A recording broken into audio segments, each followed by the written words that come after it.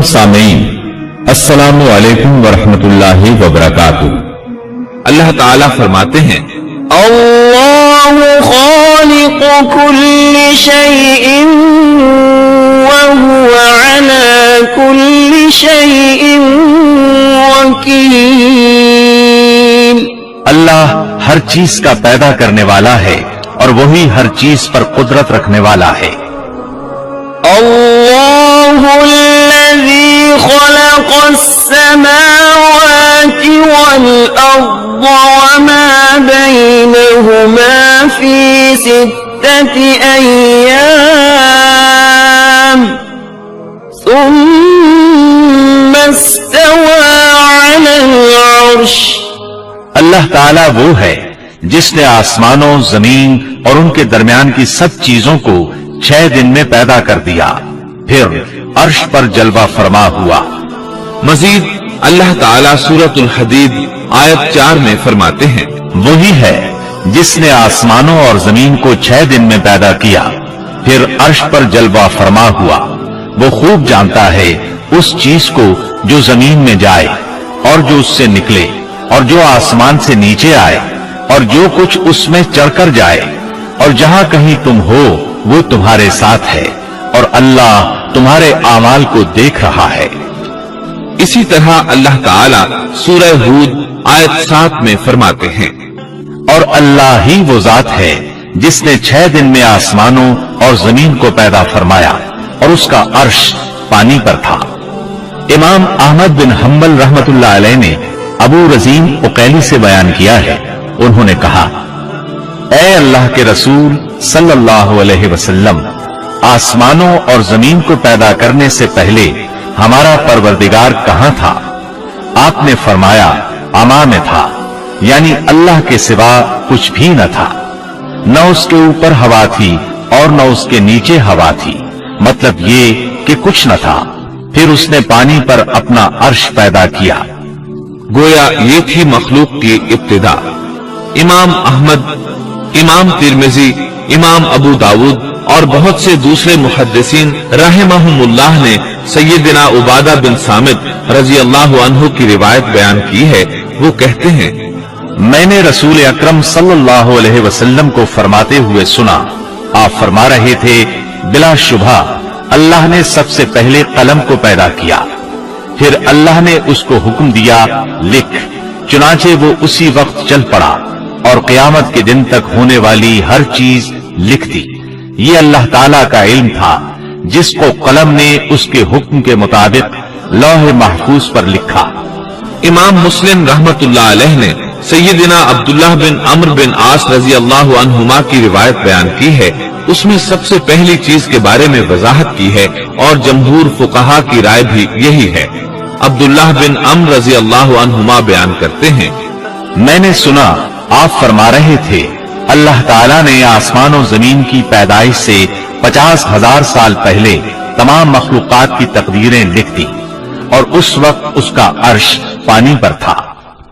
इस हदीस मुबारक से वाज़ेह हो गया कि सबसे पहले पानी और फिर पानी पर अर्श पैदा किया गया, फिर कलम की पैदाइश हुई, उसने तकदीर तहरीर की, फिर आसमान और जमीन की तख्लीक हुई।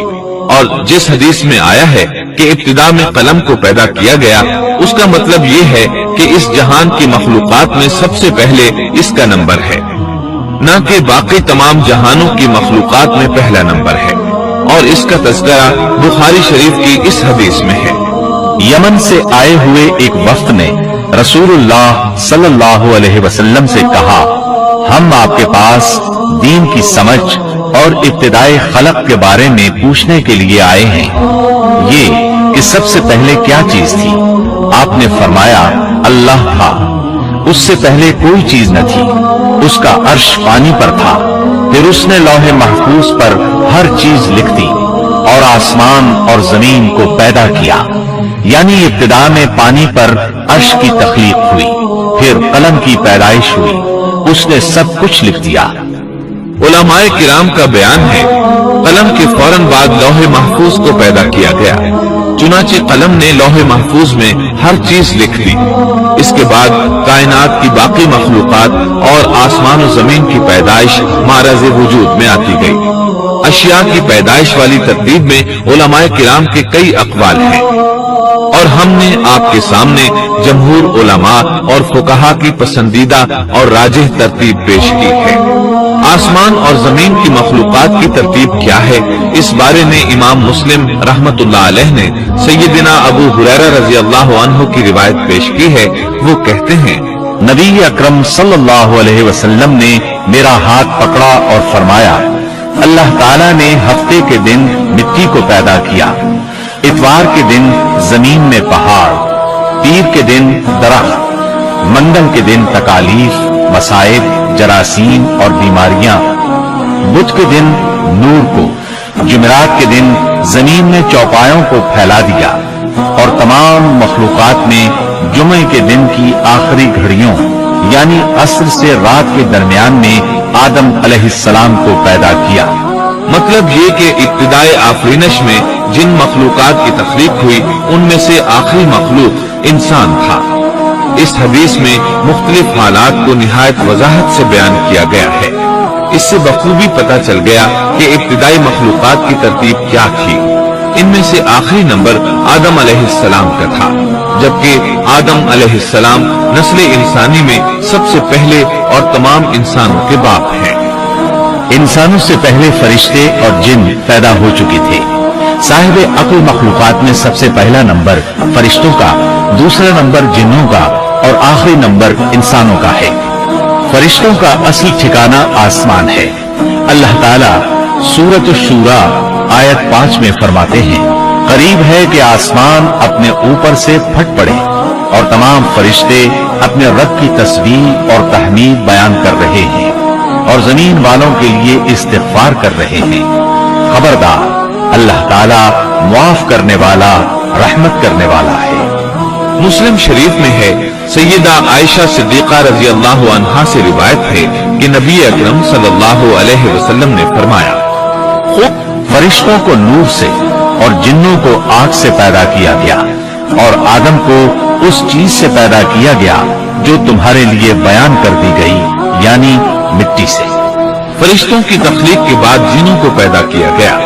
जिनों को भी इंसानों से पहले पैदा किया गया था, जैसा कि अल्लाह ताला सूरतुल हिज्र आयत 27 में फरमाते हैं, और इससे पहले जिन्नात को हमने लू वाली आग से पैदा किया। जिन्नात के बारे में बहुत ज्यादा आयात और अहादीस मौजूद हैं। अल्लाह ताला फरमाते हैं, और जिन्नात को आग के शोले से पैदा किया गया। मारिज आग के भड़कते शोले के किनारे को कहते हैं। गोया जिनों को आग की जड़ से नहीं बल्कि आग के शोलों के किनारे से पैदा किया गया है। कुरान मजीद में अल्लाह ताला ने इब्लीस शैतान का कौल नकल किया है, तूने मुझे आग से पैदा किया। इसी तरह पहले भी बयान हो चुका है कि अल्लाह ने फरमाया, और इससे पहले जिन्नात को हमने लू वाली आग से पैदा किया। ये है जिन्नात की असल और बुनियाद। इब्लीस मलऊन भी जिन्नात में से है और इस मसले में किसी को तरद्दुद और शुबह नहीं होना चाहिए, इसलिए कि कुरान मजीद में है, और इब्लीस जिन्नों में से था। मतलब ये कि वो फरिश्तों में से नहीं था। हसन बसरी रहमतुल्लाह अलैह फरमाते हैं, वो पलक झपकने के बराबर भी फरिश्तों की जिन्स में दाखिल नहीं हुआ और न ही वो कभी फरिश्तों में शुमार हुआ है। वो जिन्नात में से है क्योंकि उसने खुद इकरार किया था, ऐ अल्लाह, तूने मुझे आग से पैदा किया है। अगर ये फरिश्ता होता तो उस वक्त कहता, ऐ अल्लाह, तूने मुझे नूर से पैदा किया है। इसलिए इब्लीस का जिन होना रोजे रोशन की तरह आया है। सैयदना अब्दुल्लाह बिन अम्र रजी अल्लाह अन्हुमा और सैयदना अब्दुल्लाह बिन अब्बास रजी अल्लाह अन्हुमा फरमाते हैं, आदम अलैहिस्सलाम से 2000 साल पहले जिन्नात पैदा किए गए। वो हमारी इस जमीन पर रिहाइश पजीर थे। आहिस्ता आहिस्ता वो फिस्क व फुजूर में मुब्तला हो गए।